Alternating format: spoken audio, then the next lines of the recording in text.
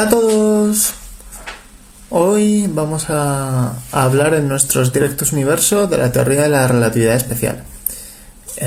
Vamos a hablar de la historia un poco de la teoría y de qué va la propia teoría, claro. Vamos a explicar los conceptos más importantes y bueno, para todos los que hayáis visto la página web, también vamos a explicar por qué la teoría de la relatividad, entre muchas otras cosas, no nos deja viajar a otras estrellas. Hola.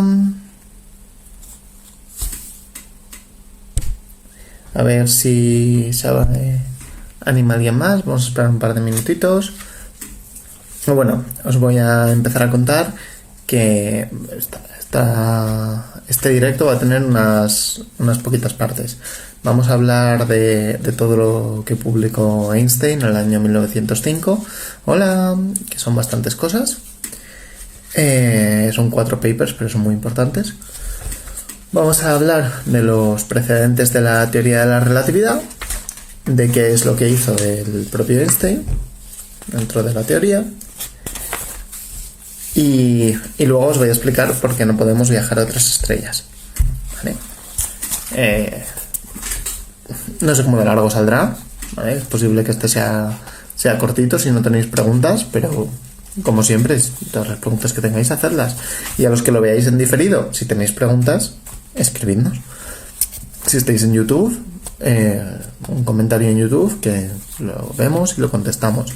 Si estáis en Instagram, os vais a YouTube, ponéis un comentario en YouTube que lo vemos y os contestamos, ¿vale? Si nos escribís por Instagram también os respondemos. Por YouTube se queda, es más permanente. Vale. Pues igual vamos a empezar. Sí, yo creo que sí. A ver. 1905. ¿Vale? 1905 es un año muy importante, tanto para la historia personal de Albert Einstein, que en aquella época era un físico que no conocía a nadie, como para la historia de la física. En 1905, Einstein publicó 4 trabajos muy importantes. Uno de ellos, los voy a contar en el orden que a mí me apetece, ¿vale? No es el orden cronológico ni de importancia. El primero de ellos es el del efecto fotoeléctrico. Einstein ya se conocía el efecto fotoeléctrico, pero no se entendía. Y extendió una explicación basada en el concepto de cuantos de luz, que son lo que ahora llamamos fotones, que ahora se sabe además que es correcta, esa explicación a grandes rasgos, y que los fotones existen.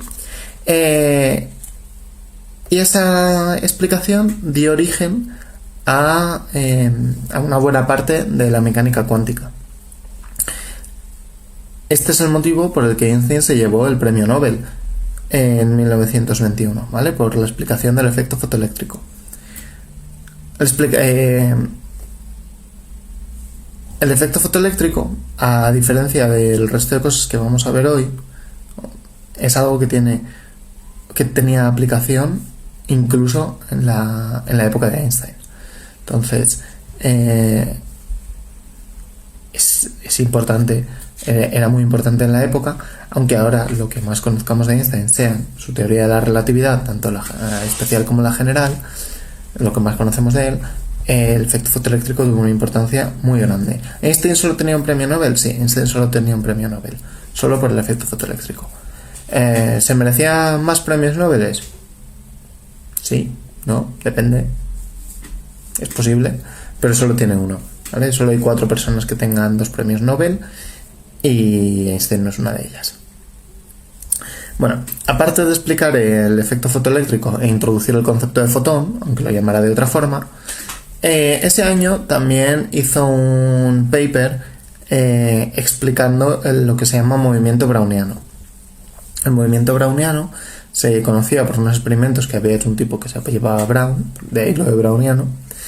Es simplemente que si hay una partícula sólida dentro de un fluido, se moverá de forma aleatoria, ¿vale? ¿Por qué? Porque los átomos que componen el fluido golpearán contra esa cosa sólida de formas aleatorias, ¿vale? Porque hay muchísimos átomos en un fluido. Esto es una...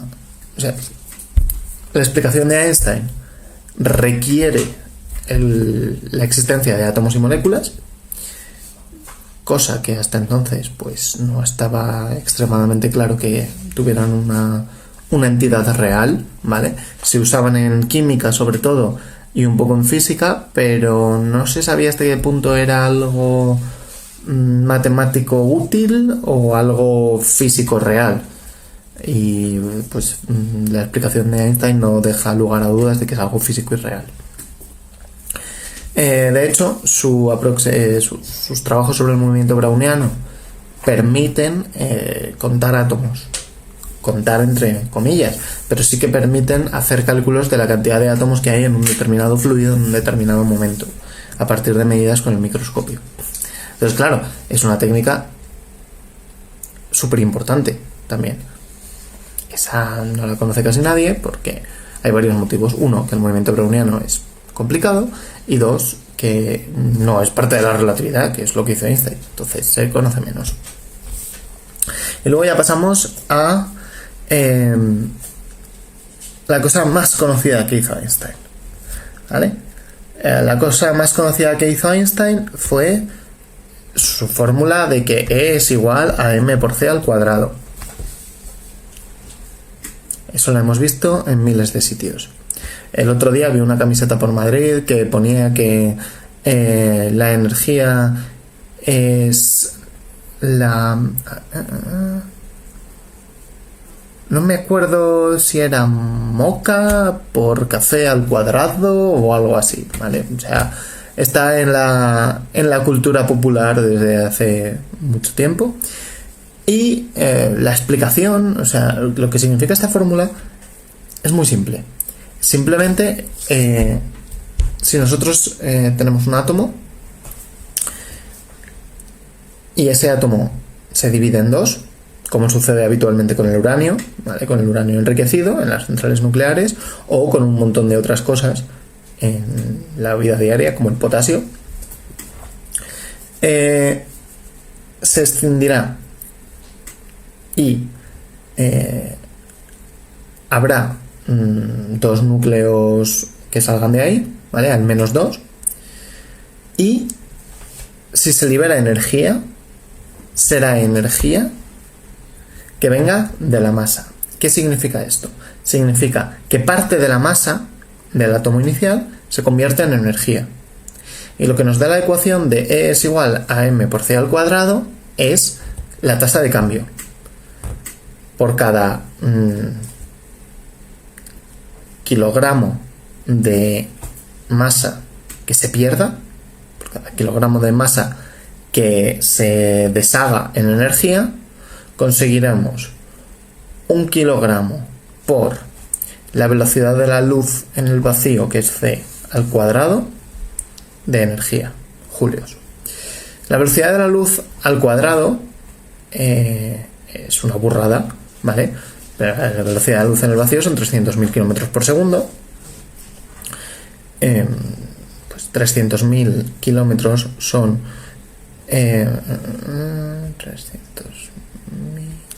30 millones de metros por segundo, me parece. Y eso lo elevas al cuadrado, ¿vale? Este es el motivo por el cual la energía nuclear nos da tantísima energía, por el cual las centrales nucleares nos dan tantísima energía con tan poco uranio, ¿vale? Porque con muy poca materia que se pierda, consigues muchísima energía. Vale, ya está. 3 de los 4 papers son estos. 3 de los 4 artículos son estos. El efecto fotoeléctrico, el movimiento browniano y la explicación de la equivalencia entre masa y energía. E es igual a mc al cuadrado. Y el cuarto es la teoría de la relatividad especial. Él no lo tituló así, por lo menos no al principio, sino que su artículo se llamaba Sobre la electrodinámica de los cuerpos en movimiento. ¿Vale?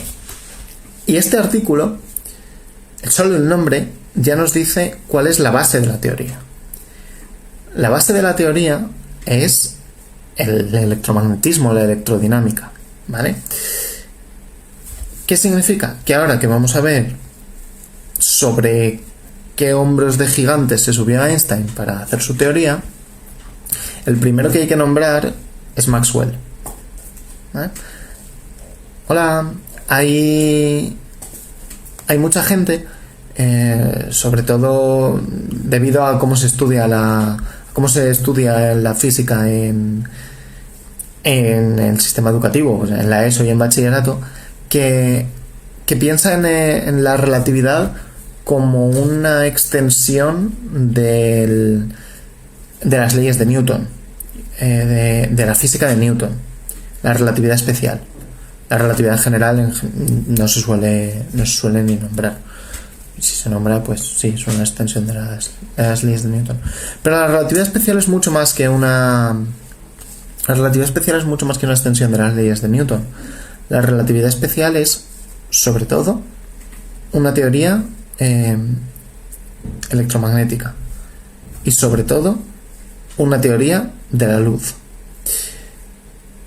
¿Qué pasa? Que tiene una aplicación en la mecánica, pero en realidad las cosas que se mueven suficientemente rápido como para tener efectos relativistas normalmente son electrones y, por supuesto, la luz. Entonces es importante darse cuenta de que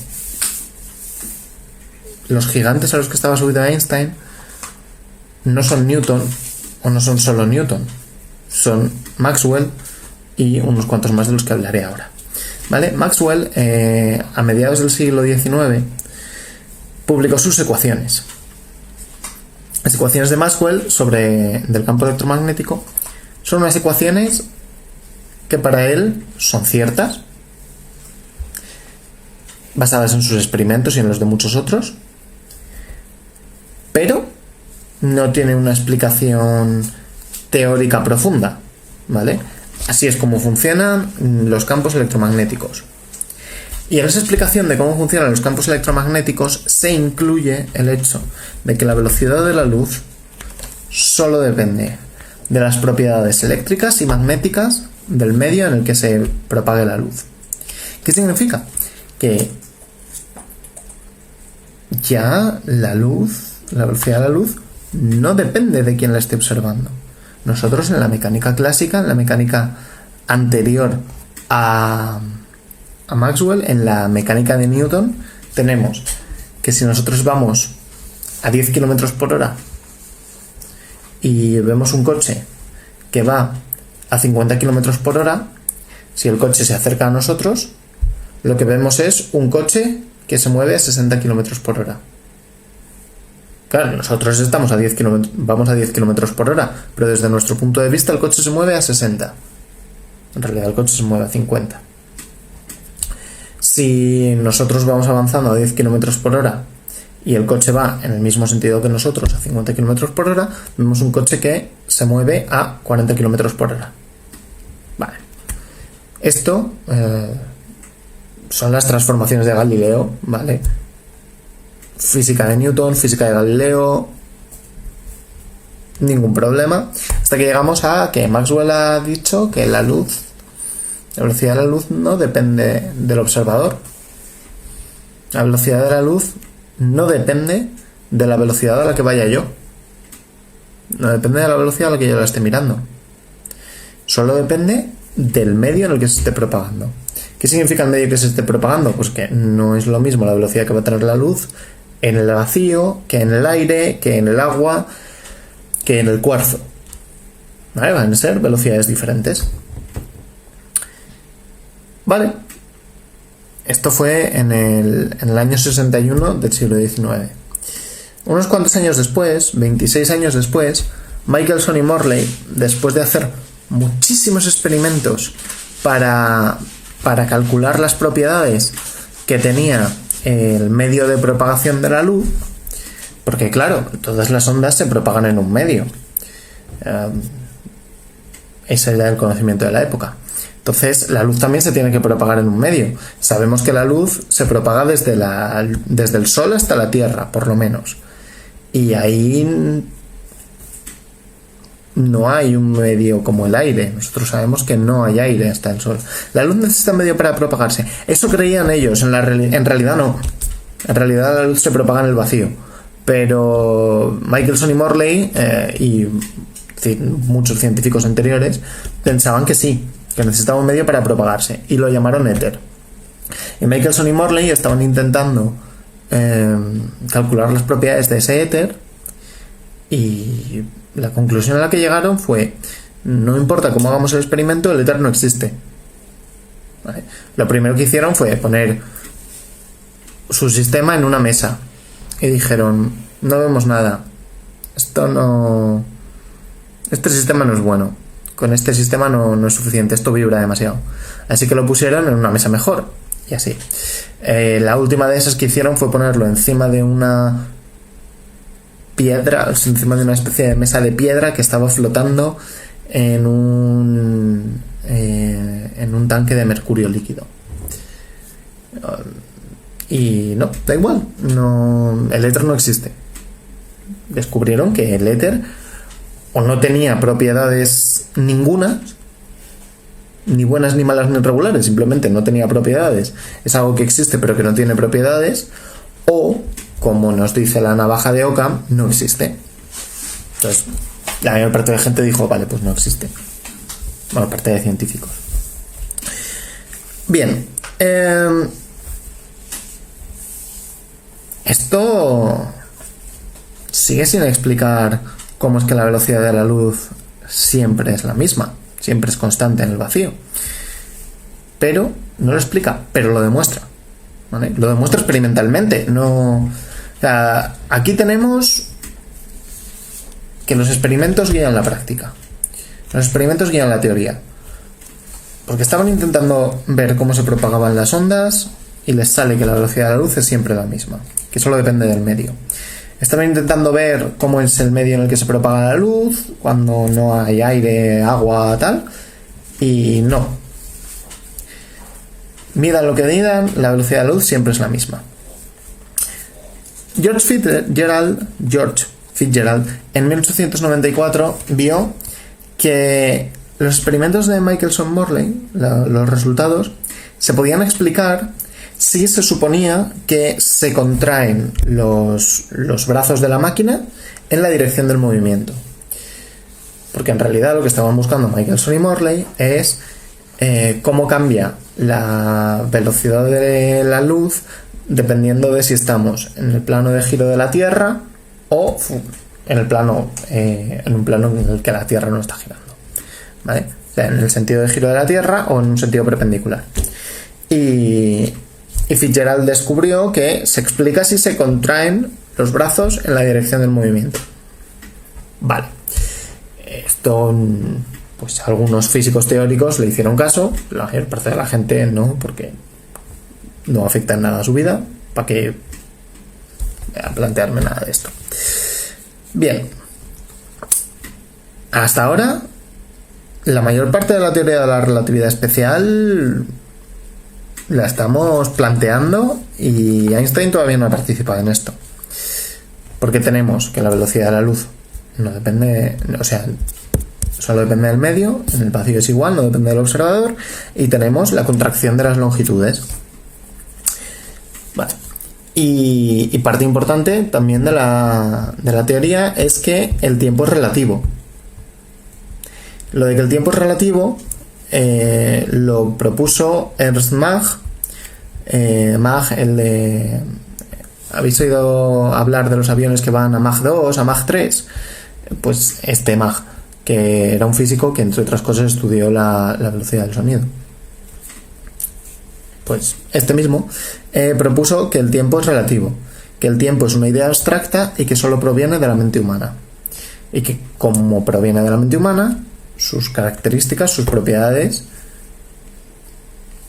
están muy afectadas por la mente humana, o las decide la mente humana hasta cierto punto, ¿vale?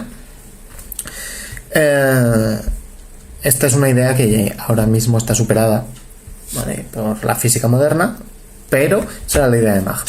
Sabemos que Einstein había leído a Mach cuando hizo su teoría, porque de hecho Einstein tuvo correspondencia con Mach y le dijo lo maravillosa que era su obra. Y luego, entre tres científicos extremadamente importantes, científicos y matemáticos extremadamente importantes, que eran Poincaré, Lorentz y Larmor, hicieron lo que se llaman las transformaciones de Lorentz. Tardaron 10 años, desde 1895 hasta 1905, en publicar una versión correcta de las transformaciones de Lorentz. Las transformaciones de Lorentz son la forma que tenemos de cambiar entre un sistema de coordenadas y otro sistema de coordenadas que se mueve con respecto a él. ¿Vale? Es la base geométrica, la base matemática de la relatividad especial. Y no he nombrado a Einstein, ¿vale? Son las transformaciones que dan la relatividad especial. Todavía no he nombrado a Einstein. Bien, súper importante Poincaré. Poincaré era un matemático que trabajaba en teoría de grupos, entre otras muchas cosas, y en 1902 hizo una serie de reglas sobre cómo es el universo.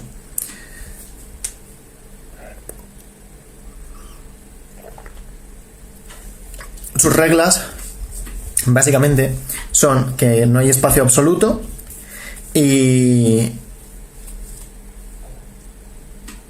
si nosotros queremos hablar de movimiento relativo, tenemos que decidir qué es el movimiento relativo, tenemos que poner una convención que nos lo diga. Lo mismo con el tiempo, no existe el tiempo absoluto. Cuando decimos que dos periodos de tiempo son iguales, solo tiene sentido por convención. Y lo mismo sucede cuando hablamos de simultaneidad, ¿vale? No hay dos hechos que se produzcan a la vez en dos lugares diferentes, porque no existe el concepto de a la vez. ¿Vale? Esto ya lo decía Poincaré en 1902. Por lo que parece, toda la teoría de la relatividad especial os la acabo de contar. No hay más.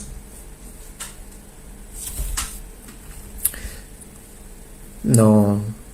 Ya está. Todos estos son los conceptos de la relatividad especial. ¿Y qué hizo Einstein? ¿Por qué es famoso Einstein? ¿Por qué es más famoso Einstein que Poincaré? Bueno, hay varios motivos por los que Einstein es más famoso que Poincaré. Pero ¿por qué estudiamos la relatividad especial como una teoría de Einstein y no de Poincaré o no de Lorentz o incluso no de Maxwell? Pues porque lo que hizo Einstein, todos estos trabajos son soluciones a problemas concretos o son parches filosóficos a problemas físicos no resueltos, o digamos que son un montón de elementos. Si tú juntas todos esos elementos, ahora sabiendo lo que estamos haciendo, está claro que eso es la teoría de la relatividad especial, sin ninguna duda, al 100%, eso es la teoría de la relatividad especial. Pero en la época no existía una teoría de la relatividad especial. Había unos cuantos resultados físicos y un paradigma newtoniano. Sí, con algunos cambios. Sí, las ondas electromagnéticas no siguen las leyes de Newton. Vale. Pero es Einstein el que, a partir de dos principios teóricos, podríamos decir, de dos dogmas, que no lo son, pero podríamos llamarlos así, hace toda la teoría. Sus dos principios teóricos son que la velocidad de la luz es invariante en el vacío. Principio teórico. Esa premisa es cierta. Esa premisa la postuló Maxwell, la confirmaron Michelson y Morley, se ha confirmado muchísimas veces después. Y el otro postulado es que las leyes físicas tienen que ser iguales en todos los sistemas de referencia inerciales. Significa en todos los sistemas de referencia que no están acelerados unos a otros. ¿Qué significa? Que si yo estoy quieto y algo se mueve a 10 km por hora, mi física y la suya va a ser la misma. Pero si esa persona está acelerando de 10 km por hora a 50 km por hora, probablemente vaya en un coche, ¿vale? Pero de 10 km por hora a 50 km por hora, entonces ahí no.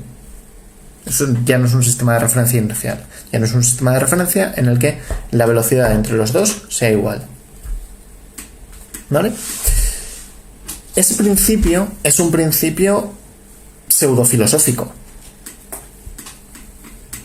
Es un principio de, vale, nosotros asumimos que la ciencia tiene que funcionar y que mi realidad no puede ser diferente a tu realidad, porque si no, no tenemos ciencia, tenemos una patata. Bueno, es un principio pseudofilosófico, pseudofísico, pero es una premisa científica razonable.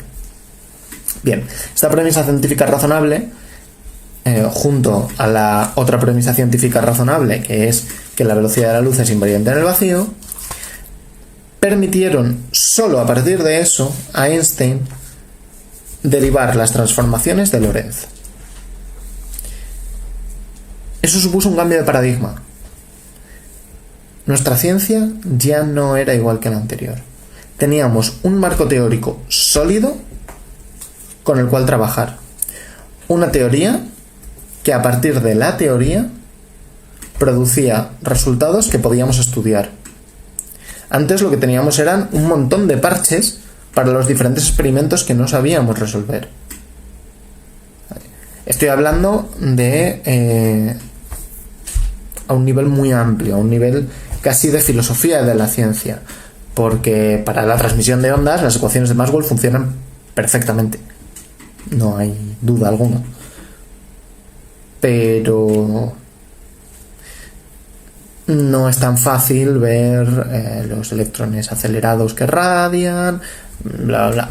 Si no hay simultaneidad, si no hay tiempo absoluto, ¿cómo se entiende ahora la causalidad? ¿Cómo disolver las paradojas temporales que nos cuenta la ciencia ficción? Vale, la teoría del tiempo es extremadamente difícil y extremadamente... o sea, es muy moderna, es todavía campo de la investigación. Pero hay una flecha del tiempo que es inapelable, que nos da la tercera ley de la termodinámica, ¿vale? La tercera ley de la termodinámica, la que nos dice que básicamente la entropía de un sistema aislado siempre tiende a descender. Sí. Sí. Sí, creo que sí. Esa es la idea, ¿vale? Entonces, la flecha del tiempo nos la da la entropía.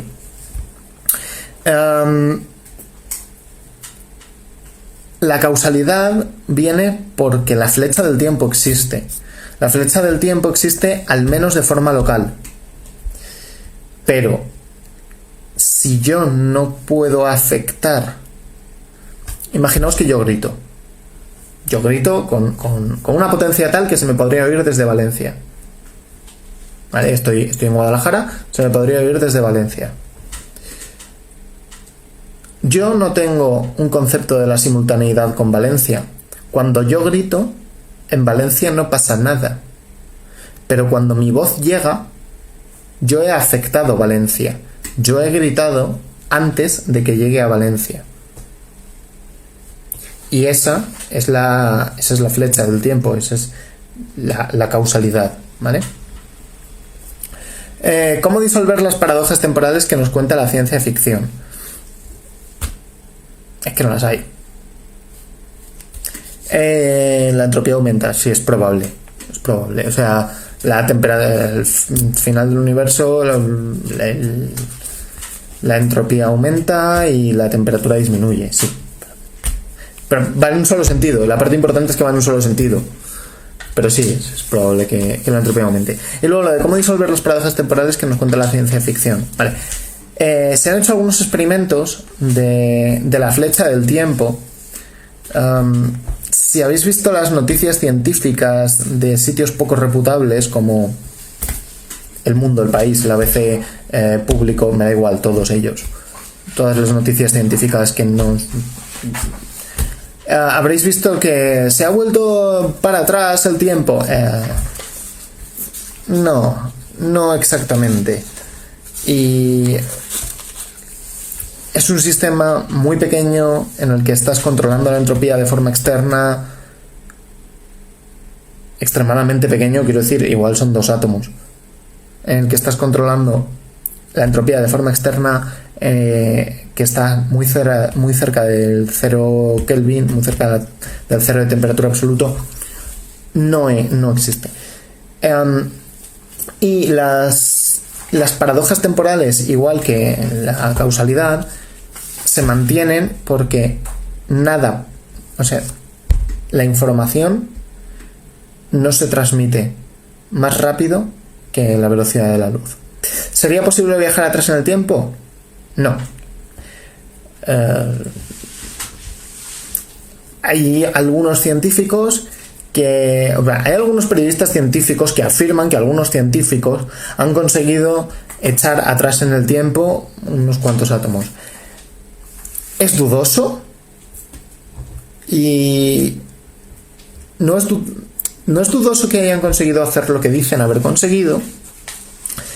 Es dudoso que eso sea viajar atrás en el tiempo, ¿vale? Lo que han hecho es cambiar un sistema cuántico de un sistema a un sistema en el que estaba en una posición en la que estaba antes. Pero hasta qué punto eso es viajar atrás en el tiempo es dudoso, cuanto menos. Eso aparte del hecho de que son 2 átomos. Nuestro cuerpo está hecho de miles de millones de átomos, o sea que daría igual. No es posible viajar atrás en el tiempo. Por otra parte, todo tiempo pasado fue peor, así que tampoco hace falta. ¿Un cambio de estado? Necesito un poco más de explicación para esa pregunta, lo siento. Voy a aprovechar y beber agua. Supongo que preguntes sobre el estado cuántico. ¿Qué leches? Me dice por aquí un pajarito que a lo mejor es que qué leches es un estado cuántico. Un estado cuántico simplemente es el nombre que le damos a las cosas que podemos medir de un sistema cuántico, por eso le llamamos cuántico, qué valores toman. Por ejemplo, si nosotros estuviéramos hablando de un sistema clásico, estamos hablando de imaginaos, una pelota en un tobogán. Pues podemos medir de la pelota en el tobogán, la velocidad a la que va la pelota, la posición de la pelota, la aceleración de la pelota y la temperatura de la pelota, si queremos, y poco más. Pues un estado cuántico es básicamente eso, solo que lo que podemos medir es diferente. Y lo hacemos sobre átomos, sobre cosas muy pequeñitas. Ya está. ¿Vale? Bien. Es vuestro momento de hacer preguntas sobre la teoría de la relatividad o la historia de la teoría de la relatividad, porque ahora os voy a explicar por qué no podemos viajar a otras estrellas. Tiene mucho que ver con la relatividad, claro, si no estarían en este directo, pero es un buen momento para hacer preguntas.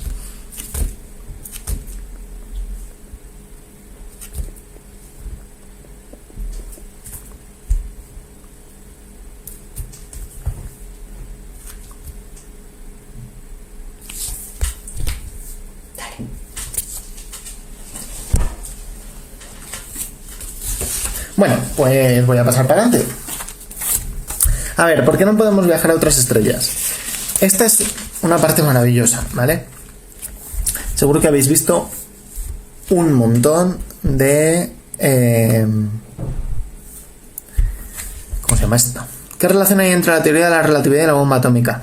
Muy buena pregunta. ¿Qué significa especial en este caso? Muy buena pregunta también. Vale, voy a empezar por qué relación hay entre la teoría de la relatividad y la bomba atómica, porque ha aparecido primero en mi pantalla. La relación que hay entre la teoría de la relatividad y la bomba atómica es que la bomba atómica se basa en el principio de equivalencia de la materia y la energía.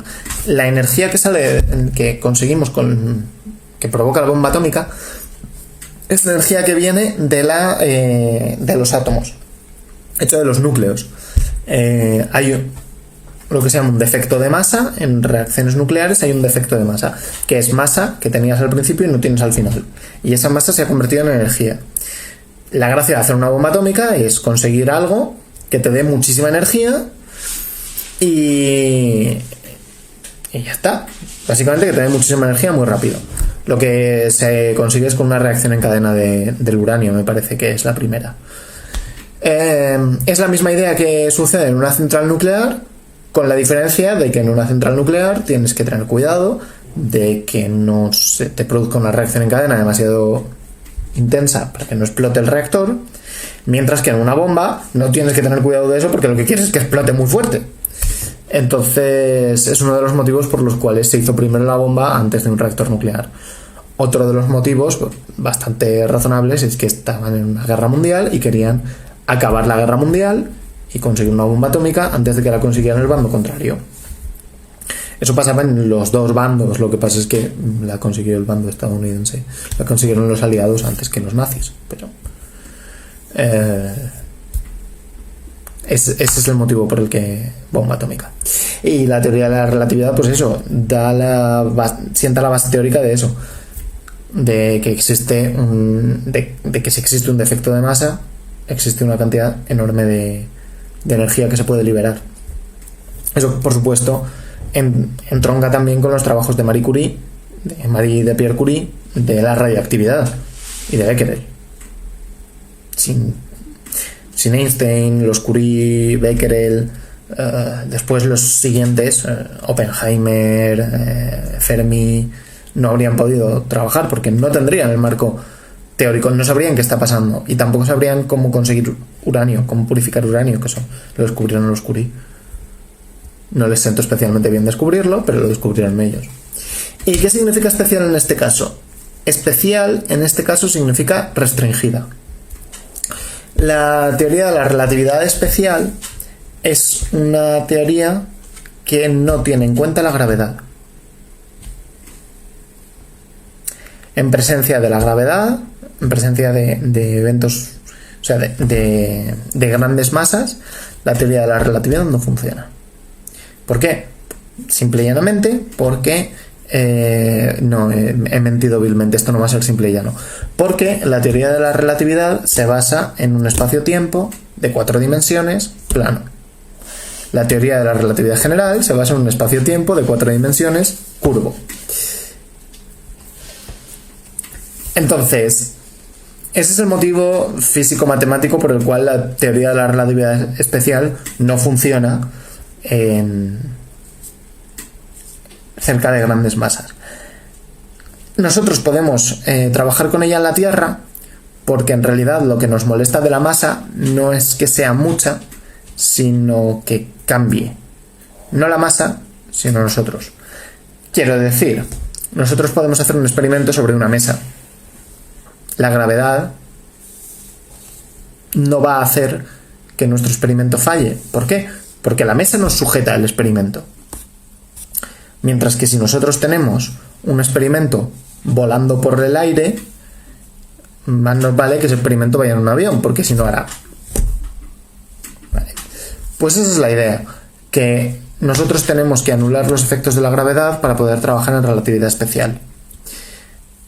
Esto que parece una locura se hace habitualmente, o sea, todo lo que explique de física de partículas se basa en relatividad especial. Todo el trabajo del CERN se basa en relatividad especial. En teorías cuánticas relativistas. Muy chulas. Muy difíciles. ¿Vale? Entonces, especial significa eso. Especial significa restringida, no general. Las matemáticas de la teoría de la relatividad general son mucho más difíciles que la teoría de la relatividad especial. Y Einstein tardó 10 años en desarrollarlas. Einstein y sus colaboradores, porque ningún científico trabaja solo. ¿Vale? Bien, si no tenéis más preguntas, empiezo a por qué no podemos viajar a otras estrellas. ¿Vale? Lo primero que os voy a contar es los problemas técnicos que tenemos ahora mismo.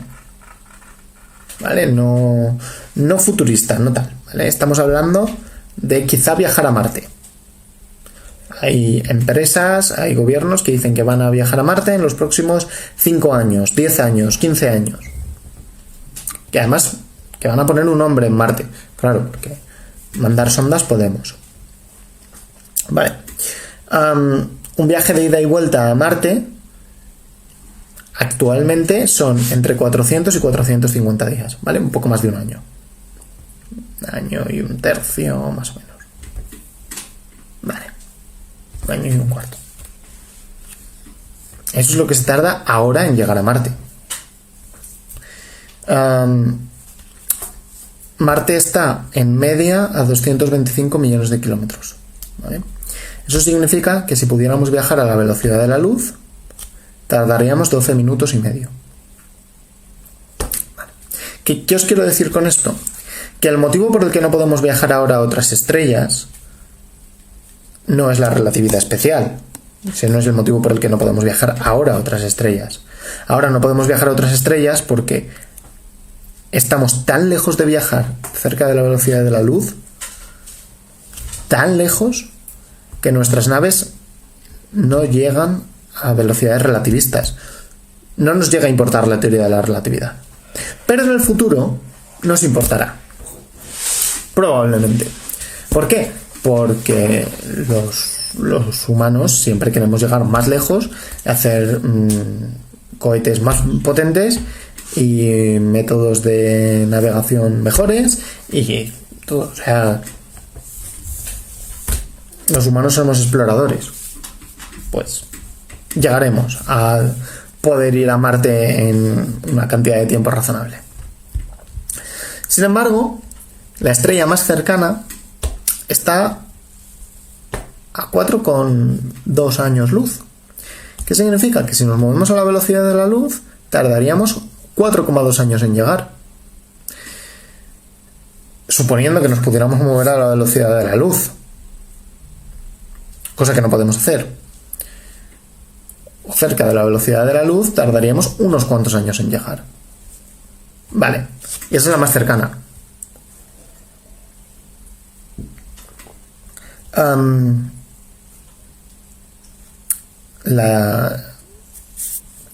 Tenemos un pequeño problema también. Con las velocidades a las que nos movemos ahora, ¿vale? Si fuéramos a la misma velocidad a la que vamos a ir a Marte, solo tardaríamos 195.000 años. 195.379. Pero claro, es que el 379 ya te da igual después de los 195.000, ¿vale? Tardarían 195.000 años en llegar a la próxima estrella con la tecnología que ahora estamos pensando que quizá nos lleve a Marte. Los problemas actuales tardarán mucho en solucionarse. Pero, ¿y si pudiéramos viajar más rápido que la luz? No podemos. Pero ¿y si en el futuro pudiéramos? No podemos. Pero he visto en Star Trek, no podemos. ¿Vale? ¿Por qué? Porque la velocidad de la luz es un límite físico que no se puede superar. Nunca. Ninguna partícula con masa puede ir a la velocidad de la luz. Y ninguna partícula sin masa puede ir más rápido que la velocidad de la luz. Punto. Una de las mejores soluciones que he visto a esto del viaje interestelar fue la de Futurama. ¿Vale? En Futurama, en un momento dado, explican cómo funcionan los motores de sus naves y dicen que van a velocidades muy altas, muy altas. Dice, pero nada puede ir más rápido que la luz. Y entonces responde el profesor Farnsworth, sí, por eso aumentamos la velocidad de la luz en el siglo XXII. Y ya está. Sigue sin poder ir más rápido que la velocidad de la luz, pero ahora la luz va más rápido, entonces ya puedes llegar bien. Vale. Pues como explicación es igual de buena que la mayor parte de otras, pero esa me parece más divertida. Bien. Y si pudiéramos llegar casi a la velocidad de la luz, llegar casi a la velocidad de la luz cuesta mucho, cuesta mucha energía. Mucha energía. Nosotros pensamos que para acelerar un coche de 50 a 100 km por hora nos cuesta más o menos lo mismo que acelerarlo de 100 a 150. A grandes rasgos sí, Los agujeros de gusano es algo que no se ha visto ninguno, no se ha visto evidencia de ninguno, y no hay motivo para pensar que sean reales. La ciencia ficción le viene muy bien, claro, porque si no, no tienes viaje interestelar, pero lamentablemente no parece que existan de verdad. Si existieran, suponiendo que existieran, que parece que no, pero suponiendo que existieran, probablemente la gravedad te mataría. Igual entras en un lado y apareces en otro, pero no entras pero no sales de una pieza, sales paquetificado. Sales muy largo. Pero ya hablaré de los efectos de meterse en un agujero negro en la charla de relatividad general, ¿vale? Es interesante. Bueno, si pudiéramos viajar casi a la velocidad de la luz, ¿vale? He hecho unos pequeños cálculos de la energía que costaría llegar a Próxima Centauri, pues en determinado tiempo, ¿vale? Son unos cálculos muy burdos, porque no tengo en cuenta ni lo que pesa el combustible, ¿vale? Que el combustible pesa, es uno de los mayores problemas para hacer naves espaciales, ni lo que cuesta el vencer la gravedad de la Tierra, porque ¿para qué? ¿Qué decir? Una vez que vas a ir cerca de la velocidad de la luz, la gravedad de la Tierra te da un poco igual. Pero habría que contarlo si estuviéramos haciendo cálculos serios. Y además he hecho todos los cálculos para lo que pesaba el transbordador Enterprise, que son aproximadamente 70 toneladas. He cogido ese porque es un transbordador y he visto cuánto pesa. Tenemos que tener en cuenta que si quisiéramos ir a otra estrella, ¿a cuánto nos podemos acercar a la velocidad de la luz con la tecnología actual? Esta es una pregunta muy difícil. ¿A cuánto nos podemos acercar en una nave espacial? Muy poquito. Muy poquito. En una nave espacial nos podemos acercar menos de un 0,01%, me parece.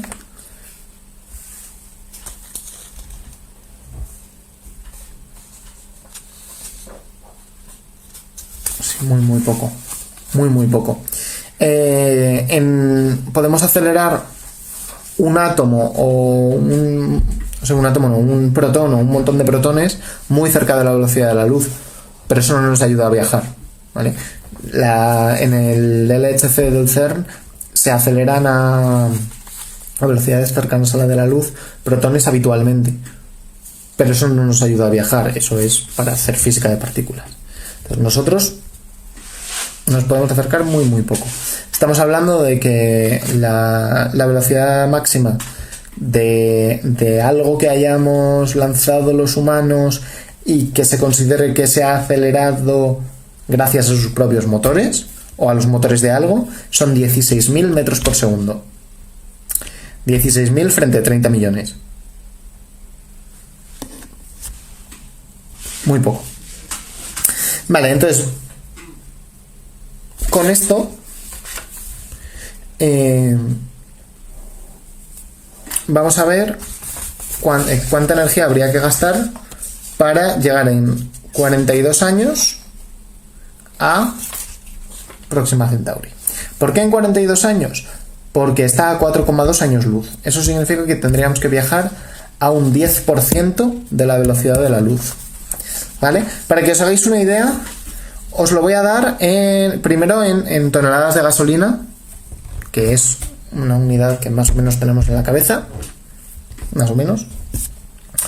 En toneladas de gasolina para llegar a la velocidad de la New Horizons, la velocidad más rápida de una nave espacial actual, se necesitarían 373 toneladas de gasolina, ¿vale? Para llegar al 10% de la velocidad de la luz se necesitarían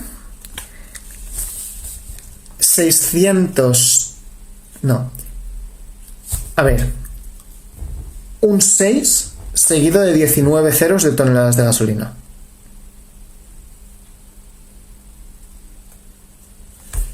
¿vale? Un 6 seguido de 9 ceros de toneladas de gasolina, ¿vale? O sea, 6.000 millones. En kilos es una milésima de la masa de la Tierra.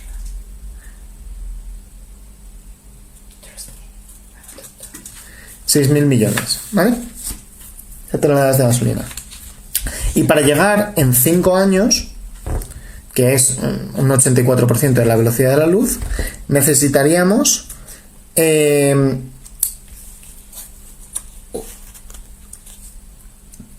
3 y 11 ceros delante de toneladas de gasolina, ¿vale? Voy a mirar un momento la masa de la Tierra.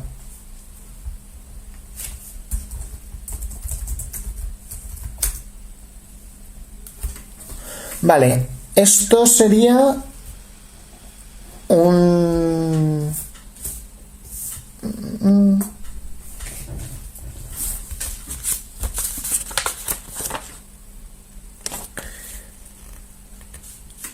No sería... A ver... Sería una cantidad no significativa de la masa de la Tierra, pero seguiría siendo una cantidad brutal de gasolina, ¿vale? Para que nos hagamos una idea con números un poco más cercanos a nuestra experiencia humana, ¿vale? Voy a daroslo con el porcentaje, si usáramos energía nuclear, suponiendo que la energía nuclear funcione en una nave espacial igual de eficientemente que en una central nuclear actual, ¿vale? O sea, que no, porque una central nuclear actual tiene una masa mucho mayor de 60 toneladas, como os podéis imaginar, y tal. Pero imaginémoslo, ¿vale? Necesitaríamos una cantidad muy pequeñita de uranio para ir a 16.000 metros por segundo, a la velocidad de la New Horizons. Pero necesitaríamos un 0,015% de las reservas mundiales de uranio para poder ir en 42 años. Y un 3,6% de las reservas mundiales de uranio para ir en 5. ¿Vale? Si excaváramos todo el uranio del mundo y todo el uranio del mundo lo usáramos para propulsar nuestras naves espaciales,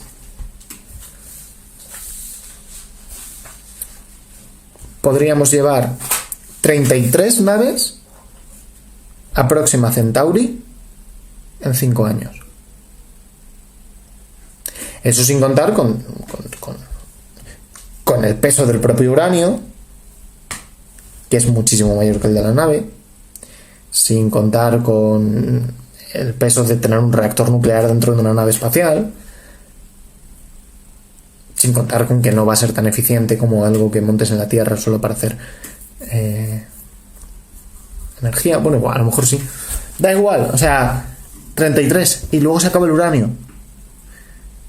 ¿Por qué? Porque aumentar la velocidad, una vez que nos acercamos a la velocidad de la luz, requiere una cantidad de energía extraordinaria, una cantidad de energía absolutamente brutal. Y este es el motivo por el cual no podemos viajar a las estrellas a otras estrellas, y por el cual en el futuro no podremos viajar a otras estrellas. Es posible que en algún momento alguien resuelva esos problemas o lo resuelva como en algunas películas de ciencia ficción, simplemente durmiendo a la tripulación durante 200 años y entonces sí, llegas a otra estrella. Ahora mismo esa tecnología no existe pero digamos que es una tecnología posible desde un punto de vista físico, no sé desde un punto de vista biológico ni médico, pero desde un punto de vista físico no hay nada que impida dormir a los humanos durante 200 o 2000 años y que luego sigan vivos de alguna forma, ¿vale? Entonces así a lo mejor podremos viajar a las estrellas, pero desde luego que un humano salga de la Tierra y llegue a otra estrella y los que han mandado la misión sigan vivos, no. Que probablemente la Tierra ni siquiera, igual el país del que los ha mandado ya no existe, pues algo como lo que sucedió cuando cayó la Unión Soviética y había alguien en la Mir, que tuvieron que... ¿Puedes contar algo sobre efectos relativistas? Puedo. Hay un efecto relativista muy chulo, que es que si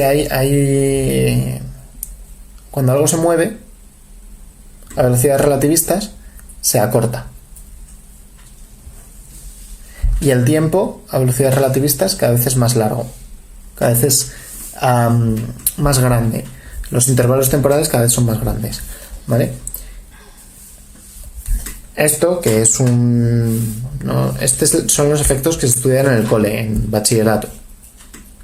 Pero hay un efecto relativista que hemos visto todos durante toda nuestra vida y no hemos sabido que es un efecto relativista. El magnetismo es un efecto relativista. El magnetismo solo existe porque tenemos partículas que se mueven muy rápido. Y sabemos que es un efecto relativista porque si nosotros tenemos ¿cómo se dice? Si nosotros tenemos una descripción matemática de un campo electromagnético, nosotros podemos reducirlo entero a un campo eléctrico, ¿vale? El campo magnético es un efecto relativista del campo eléctrico. Y ese es el efecto relativista más chulo que hay. Los efectos relativistas, la dilatación del tiempo y lo de que el tiempo se alargue y estas cosas, se tienen que tener en cuenta para los relojes de precisión, para los GPS, para que nuestra tecnología del día a día funcione. O sea, la física relativista se comprueba, aparte de en los laboratorios, se comprueba simplemente porque Google Maps te dice dónde estás, ¿vale? Necesitan correcciones relativistas. De hecho, necesitan correcciones relativistas especiales y correcciones relativistas de relatividad general. Preguntan si la masa aumenta. La masa no aumenta. Lo de que la masa aumente cuando se aumenta la velocidad es un error que se enseña mucho en los institutos, y es un error que viene de los primeros años de la relatividad especial, en los que se creía que la masa aumentaba, pero cuando se ha ido avanzando en la teoría y en las mediciones y tal, no es la masa lo que aumenta, es el momento lineal. O sea, por una parte el momento lineal aumenta mucho con la velocidad, aumenta diferente con la velocidad, y por otra parte la energía necesaria para aumentar la velocidad es muchísimo más grande. Entonces, si nosotros tomamos la masa como con la ecuación de Newton de fuerza es igual a masa por aceleración, entonces sí, la masa aumenta, entre comillas, pero no sucede de verdad. Lo que pasa es que esa fórmula no es aplicable en sistemas relativistas, ¿vale? Hay que hacerle cambios para que funcione en sistemas relativistas. Al principio se pensaba que era la masa lo que cambia. La mayor parte de las ecuaciones no ven diferencia alguna entre si la masa cambia o si el momento cambia o si se le añade o si la fuerza cambia, o la aceleración más bien. Pero las teorías físicas más difíciles, que se basan en la relatividad, por ejemplo la teoría cuántica de campos o la física de partículas, que es básicamente teoría cuántica de campos aplicada, requieren que la masa se mantenga constante. Y como funcionan las teorías, pues sabemos que es verdad. Bueno, Instagram me está diciendo que me quedan 20 segundos de directo. Parece que nos cortan en 1 hora de directo. Así que si tenéis cualquier pregunta, mandádnosla, dejádnosla en YouTube. Y espero que os haya gustado y que lo hayáis pasado muy bien. Y muchas gracias por vernos. ¿Las predicciones de la teoría se han comprobado? Sí, todas ellas. Adiós.